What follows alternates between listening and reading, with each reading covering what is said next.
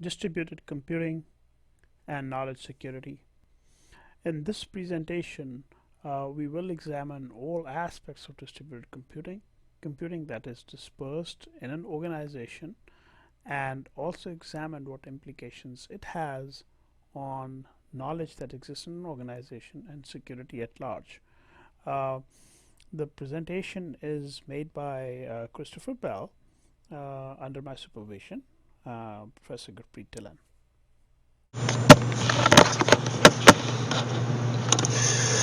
Distributed computing and knowledge security. You know, as I sit here alone at work in the basement of this federal building, I can't help but think about my situation. Why does the stereotype hold that computer nerds are always placed in the dark, dingy basements of buildings? It's often said that human beings are social creatures, and I find that without this dynamic culture, we can never truly thrive and prosper as a society. Sure, greatness can be achieved by an individual, which has been proven time and time again throughout history, but cooperation and teamwork are the building blocks of an organization. By working in teams, employees bring their collective skills and knowledge to bear on problems and to develop innovative ideas in an organization. The famous painter Walter Anderson once said that we're never so vulnerable than when we trust someone. But paradoxically, if we cannot trust, neither can we find love or joy. And although this saying was obviously created and meant for love and relationships, I find that it can directly apply to a business organization as well. For without trust, a company will never prosper. It'll always be second guessing its employees, their actions, and the work they produce. As computers have evolved over the years and informational data packets can now flow across networks at the speed of light, employees are given access to more and more information these days. So naturally, as an idea is formed in someone's head and ultimately makes its way onto their computer, that idea may eventually stream across hundreds of networks, reach thousands of computers, and eventually end up in the heads of millions of individuals. But what if this idea was supposed to say internal to an organization? What if it was the secret recipe for an organization's prize-winning barbecue sauce? Or better yet, what if it wasn't an idea at all? What if it was consumer credit data that has been pushed out to multiple systems to aggregate information, collect certain other information, and ultimately calculate the interest rates on mortgage loans? How are you able to protect this information? I think a lot of these questions can really be answered with information security, and this area becomes paramount in the protection of a company's knowledge and information. So as a company's personal, confidential, and often proprietary information no longer just sits within a centralized environment on one computer. This can make it difficult, as it's going to be hard to manage this information on multiple systems, as well as the data can also easily transform into going in people's heads and becoming part of their everyday knowledge. That's what really makes this not so much just a technical issue, but a business-related issue as well. And as we start getting into the informational security aspects of protecting this information, as we have evolved into distributed environments and start talking about the knowledge security, is that it's going to really make this a joint venture on both sides. of an organization, from upper management down to the technical guys sitting in the basement as well. So let's start taking a look at some of these things, if you don't mind.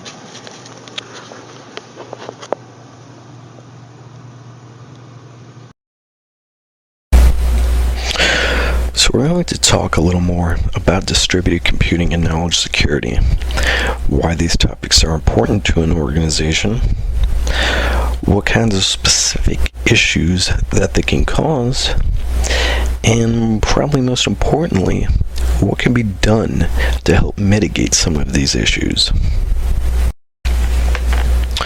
So let's start off by first examining distributed computing systems and analyzing how they came to exist and what they are used for. It's important to understand that computers really began with giant mainframe systems. These systems were centrally located within an organization. They held all the company's business data and performed all of the necessary calculations on this data. The systems were only able to be operated and interacted with using localized terminals. But as the need for information to be processed faster and faster grew, these systems began dissolving within an organization and were replaced with distributed environments. The term distributed refers to multiple autonomous systems that communicate across the network with each other and work together to form a common goal. In its simplest form, distributed computing can be described as just computing orchestrated between two or more computers. As shown in the attached picture, each computer has its own local memory, and information is exchanged between the systems only by passing messages using the available communication link. It's important to note that there are many different architectural approaches to the concept of distributed computing. I've listed a few here, such as the client-server model, where the client receives data from the server. A user on the client side views or modifies this data, and if a change occurred, this data is sent back to the server. Another way of using this model is almost the inverse, where a client sends data to the server, which performs the necessary calculations, and when the computations are finished and the data is ready, it is sent back to the client. In the three-tier model, an additional server is introduced, which acts as a sort of middleman. Most web applications are executed using this model. Another form of distributed computing is cloud computing, which has just recently started receiving hype in the industry. It's important to note that with the first two models, the servers are usually owned by the organization. Yet, in regards to the cloud concept, a third-party organization hosts the server and more or less leases its computers out to organizations, performing calculations and storing data for them. The push for clouds is that the maintenance and control of these servers are abstracted away from the organization, which can instead focus on its business objectives instead of worrying about the technology that they use. As we talk about knowledge, we need to determine its purpose and importance within an organization. A quick definition of knowledge is given to better understand its purpose. It is defined as the expertise and skills acquired by a person through experience or education. Gaining knowledge is critical to an organization as a whole, as its criticality comes from the fact that knowledge and knowing certain things are what sets an organization apart from others. Success often comes to the companies that have the best information and wield it in the most effective manner. The old adage holds that knowledge is power. Because of this, knowledge breeds competition as companies attempt to understand what their competitors know while keeping their knowledge secretive. The goal of an organization, therefore, is to maximize the amount of exclusive knowledge that they possess. So a company must find effective ways of allowing their employees to share their knowledge and create a comprehensive body of knowledge that can be used throughout the organization. But this must also be done in a secure manner. After all, once the exclusive knowledge becomes available to an organization's competitors, the advantage of being the sole owner of that information is lost. As we start moving into how data is protected in each of these areas, we look at the specific bodies of knowledge used. When referring to distributed systems, information security is applied to keep information available and confidential while protecting its integrity. These aspects are used to increase profit and meet compliance with regulations, federal laws, state laws, etc. Distributed security is a growing area that is also evolving to meet the dispersed management needs of distributed computing. We will visit this topic towards the end of the presentation. However, as for knowledge security, we refer to the area of knowledge management, in which its purpose is to expand information internally to increase profit, instead of only having a few individuals with competitive knowledge, as was just previously discussed. Upon the successful expansion of knowledge, information security is applied to again keep the information private. So now we're going to begin taking a look at some of the issues that occur when trying to apply information security and knowledge management. One such problem is the fact that human beings are the main proponents of these systems. A strong dependence is placed on people's behavior and that they will make the right decisions and not attempt circumventing security procedures in place. They also need to be trusted to properly use the data they access and help safeguard it. As was discussed earlier, this is an important characteristic of an organization. But humans have flaws, and determining appropriate ways for placing trust in them is paramount.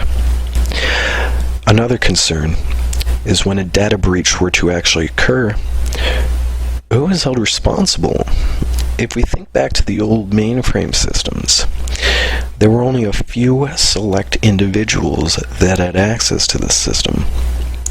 Additionally, there was usually one individual assigned to be responsible for the system, which again contained almost all the company's data on that single system.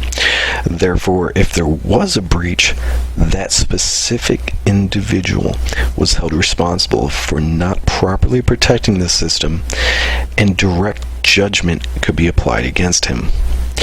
Yet as we move to a distributed environment where data resides in many places, who is held accountable for the data and systems that they reside on?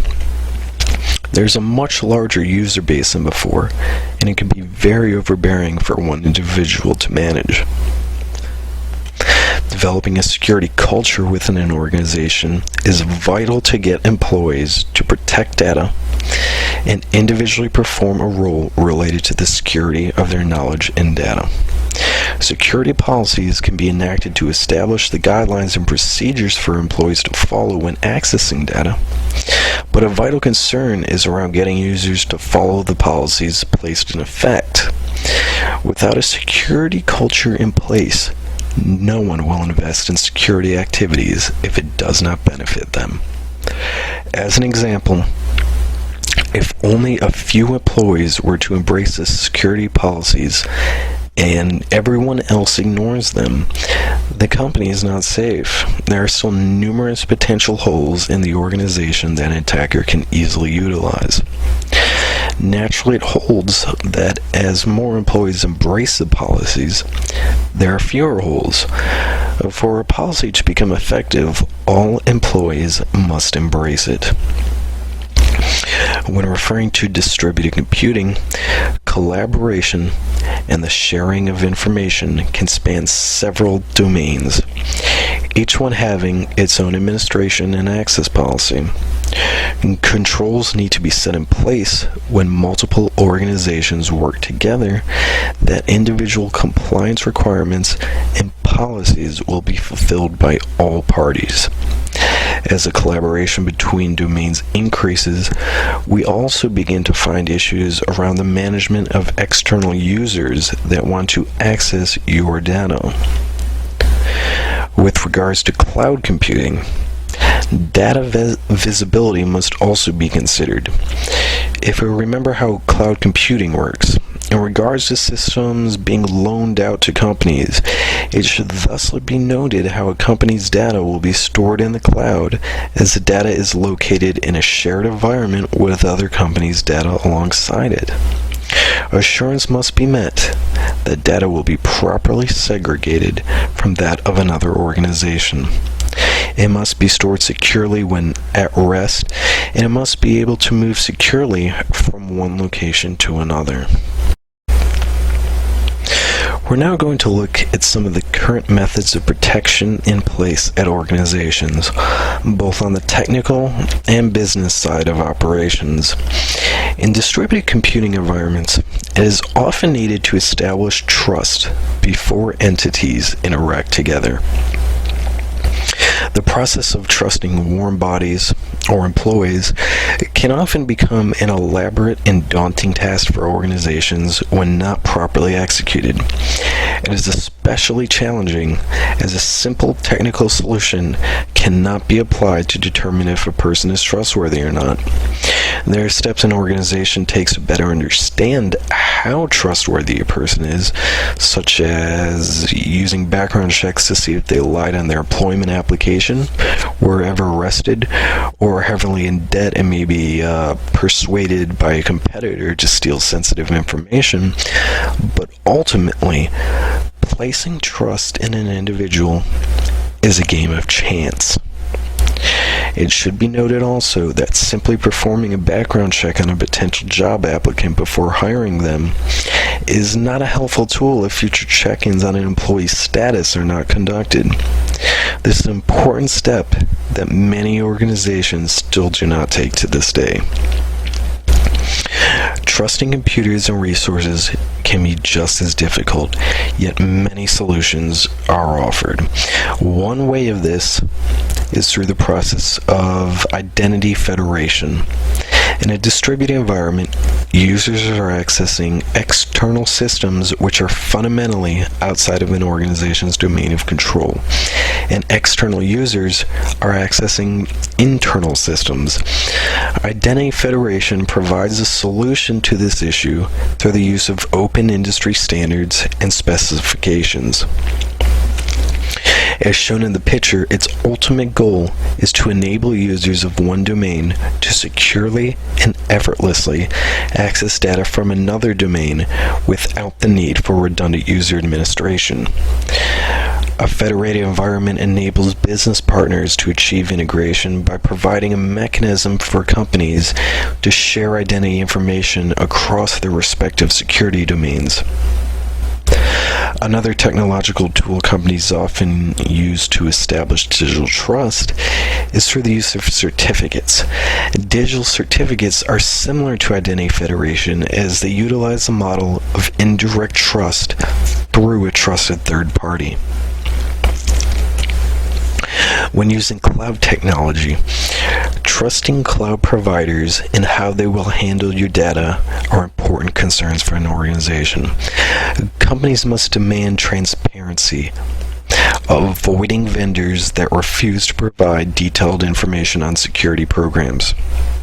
Questions should be asked related to the qualifications of policymakers, architects, programmers, and operators, risk control processes and technical mechanisms, and that vendors can identify unanticipated vulnerabilities. inquiries should also be given looking into the vendor's security policies and ensuring that they provide adequate coverage, meeting the organization's compliance requirements provided by state and federal laws. Almost every organization has a security policy created and used throughout an organization today, but this does not necessarily equate to a security culture. As we've discussed so far, having a policy in writing and ensuring that all employees comply with it are two entirely different things. For a policy to become effective, all employees must embrace it. But why would an individual choose to comply with the policies in place?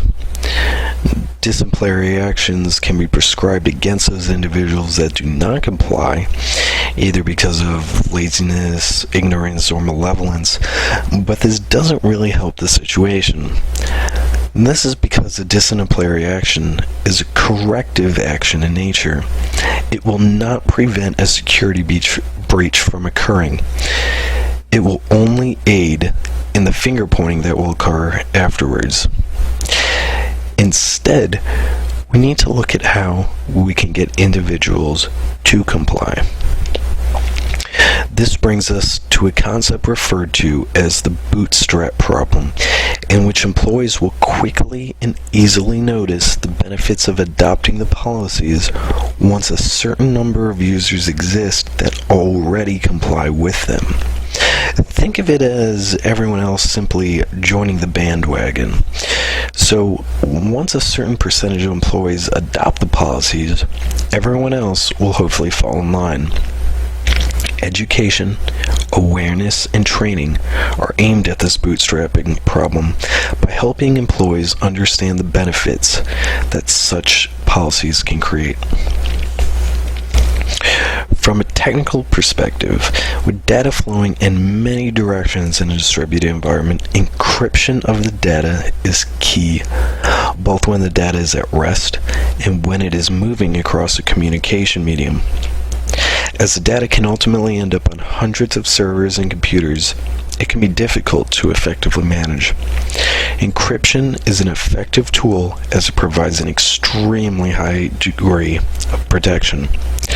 More importantly, the most successful data encryption solutions enable business to flow at a normal pace, silently securing the data in the background while the normal end user is unaware and unaffected by its use. Data classification. It's the process used to assign a level of sensitivity to data as it is being created, modified, stored, or transmitted.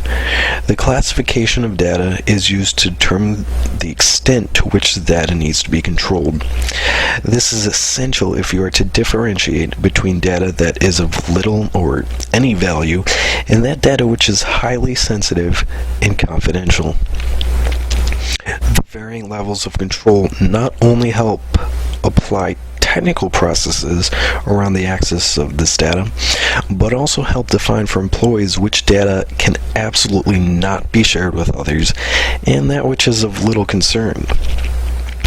Assigning the following roles helps not only classify the data, but enforce and manage the controls placed on it. Organizations must have someone with the authority to control access to data and to make the difficult decisions about how it is to be used and protected. The data owner is the person who makes that decision. This person needs to be carefully chosen as they need to actually understand the sensitivity of the data and its importance within the organization. Data custodians help protect the data as they are usually the ones who control the physical access to the data. They also monitor how the data is accessed and report any discrepancies and risks back to the data owners, who will then take various corrective actions. This position is typically filled by system administrators and those that manage the servers and storage devices. User managers enroll users and vouch for their identities, supervise the use of the data, and instruct them in the protection of the data. In a distributed environment where data cannot be centrally managed, assigning agents to oversee the flow of specific sets of data help to provide a degree of administration over the data. Discussed up to this point has been mechanisms that many companies already take to mitigate distributed computing and knowledge security concerns. The remainder of this presentation will look at a few solutions that only a smaller percentage of organizations have moved towards. We will review how moving large organizational structures to smaller, manageable units can help an organization better manage itself and the knowledge that its members have access to. Secondly, we will see that determining how to transition employee motivations from altruistic to extrinsic reasons can help ensure that security policies are enforced and data within a distributed environment is secure. Finally, by reevaluating security policies and adding effective preventative measures, we can increase the chance of guaranteeing that knowledge is not transitioned from an unethical employee to an unapproved party. Most organizations today follow a hierarchical business model where there is a CEO at the top of the tree and people branch off of him, where people manage people, who manage people, who manage people, who manage people. As this organizational structure may work in many organizations, the culture of information processing is evolving, and more data reaches more and more people. It can become difficult to manage. Hierarchical structures may need to be reevaluated to find a system where people can quickly and easily access and send out data in a more free-flowing environment. This would also allow for the control of this data to be pushed out to operational units as well, where the actual operations of the data occurs. In a distributed environment, an essential resource for distributed computing, such as telecommunications, may be controlled by multiple departments. A hierarchical model causes a push-pull force between network administrators who feel that they should control all communications, as is part of their job description, and information security specialists who feel that all telecommunication activity is a security issue and needs to be managed by their department. As is just shown, it could be difficult to centrally manage the operation and security of systems in a hierarchical model. To combat this concern, many CIOs have started to push more of this power to individual users, creating additional middle management structures who can then better manage this power sharing with users while maintaining data and application integrity.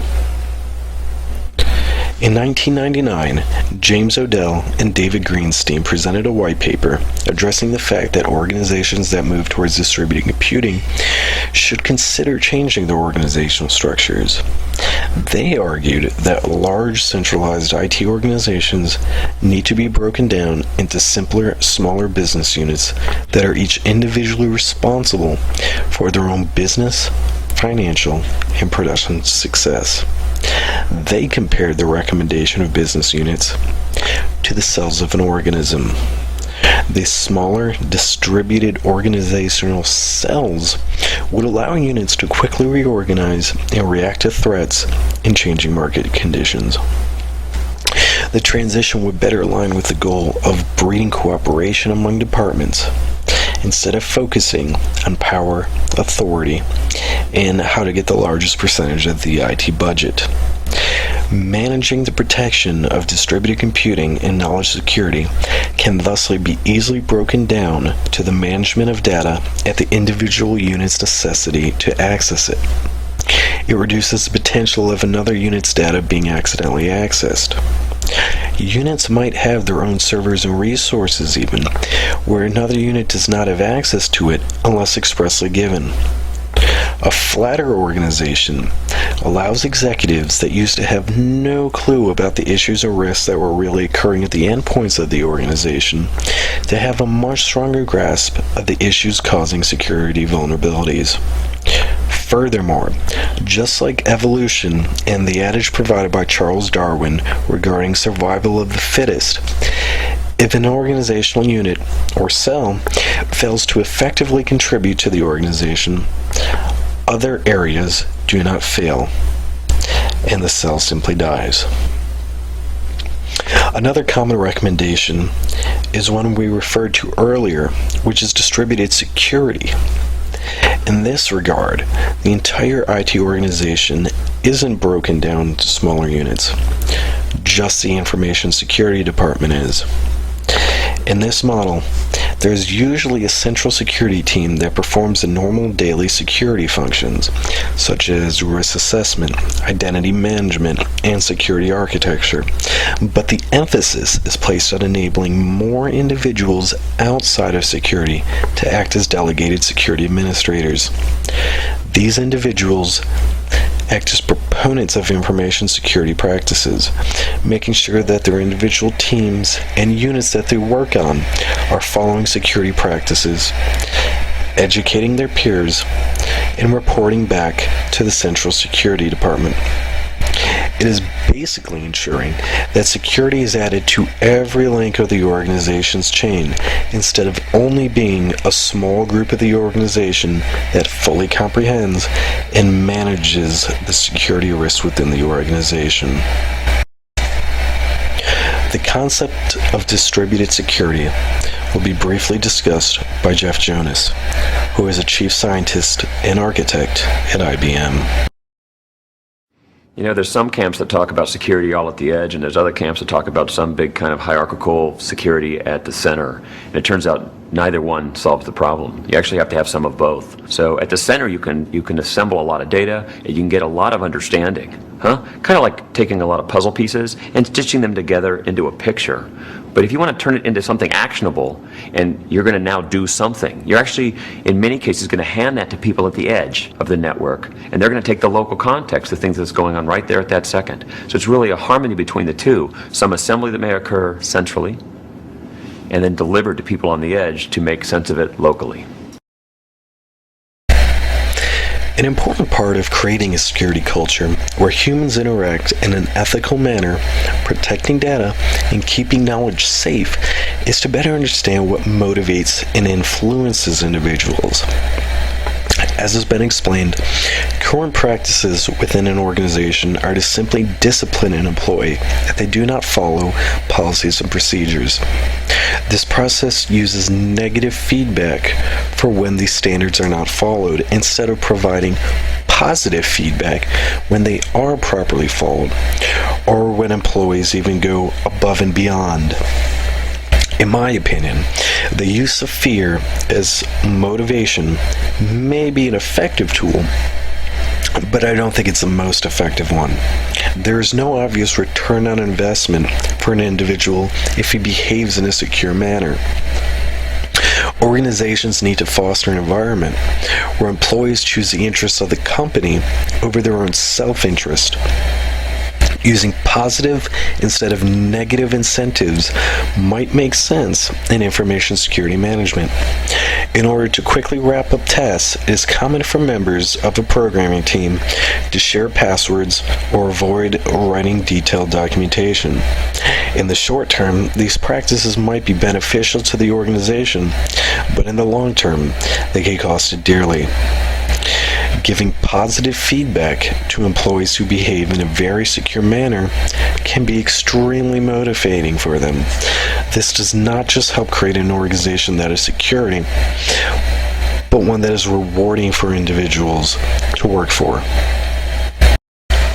The concept of creating accountability, commitment, and innovation within an organization will be briefly discussed by Dr. Jackie Freeberg, who is an author and the owner of a professional speaking firm. Choose service over self-interest. We have been very fortunate to have a really, really cool contract for about 25 years. We get the chance to work with the United States Marines. We teach Marines who have been identified to go on the recruiting duty assignment, we teach them communication skills and presentation skills. One of the things that I know through our 25-year history in working with the Marines is they are among America's finest for sure. And part of the reason why they are that way is because they come into a deeply rooted, committed culture of individuals who know it's up to them to do whatever it takes whenever they are asked to do so. I love one of their ad campaigns. It says this: we don't accept applications, we accept commitments. Commitments. When you are hiring people, are you accepting simply a person, simply an application, or are you looking for a commitment?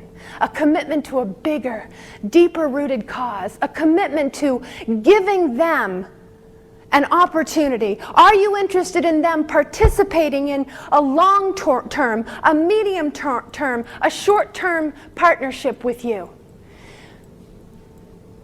Are you interested in having them reflect upon their experience with you as one of the best employment experiences ever?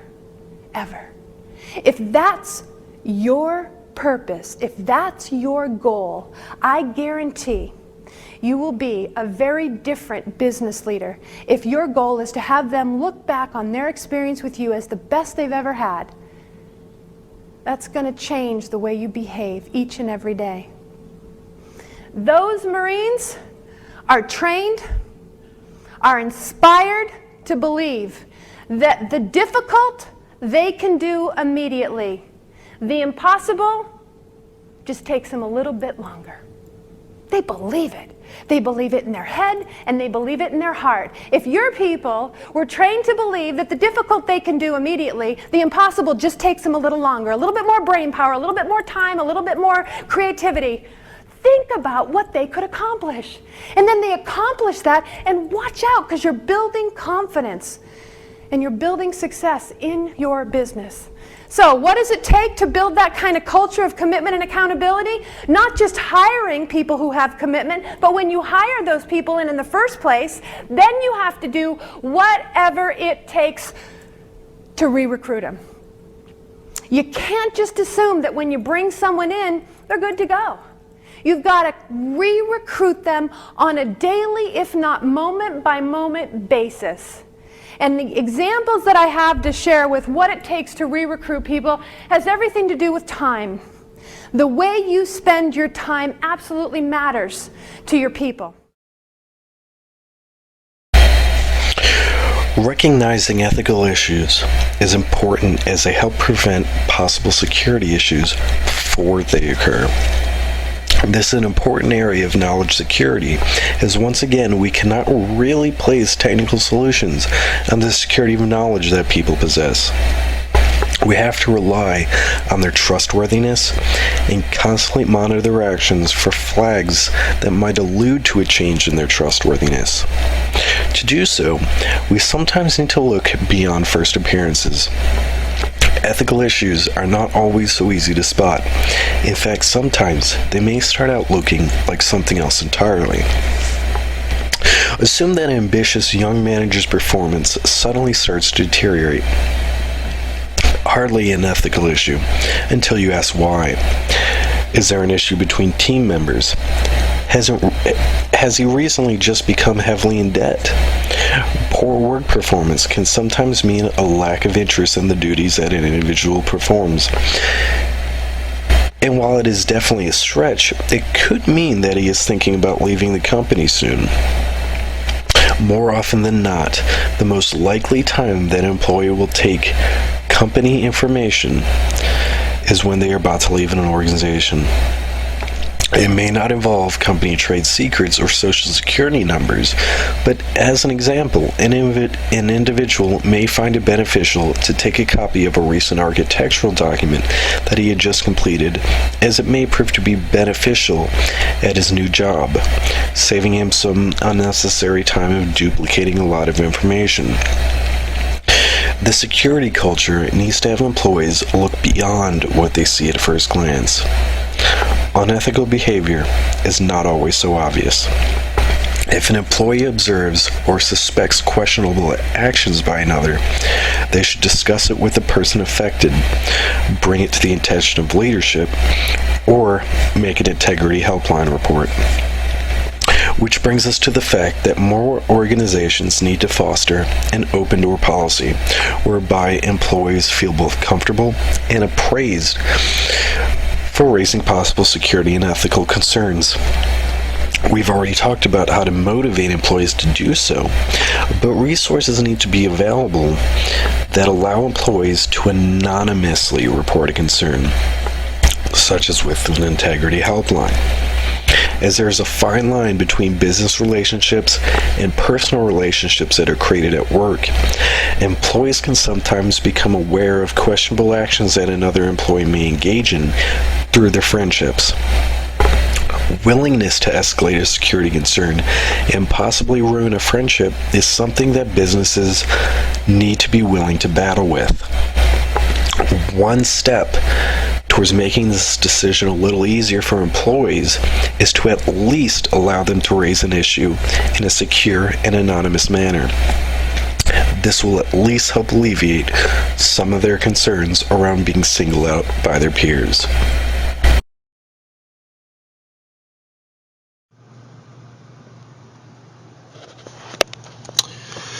One important remark while wrapping up is that while a security is placed on accessing knowledge, efficiency is evidently going to decrease as restrictions and constraints must be met and verified. So from a business perspective, this equates to a loss of revenue. Organizations need to find a moderate balance between security and accessing the data. Secondly, one of the most pertinent quotes that I found while researching distributed computing is as follows from Paul Kronstadt. The irony of distributed computing is that bringing power to the people also means bringing new problems of command, control, and burden sharing to CIOs. So what we're doing is, while we're enabling the individuals to better access this information, we're also placing a lot more risks and concerns around that. In conclusion, I hope you have learned some of the current techniques used by organizations to protect the areas of distributed computing and knowledge security, and that has also opened your eyes up to this area, and some new questions have formed in your head.